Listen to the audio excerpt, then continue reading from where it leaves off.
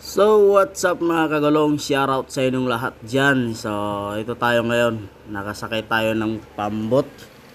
So tatawid tayo mga kagulong, papunta doon sa kamag-anak ng nanay ko. So ito nga pala mga kagulong, share ko lang sa inyo.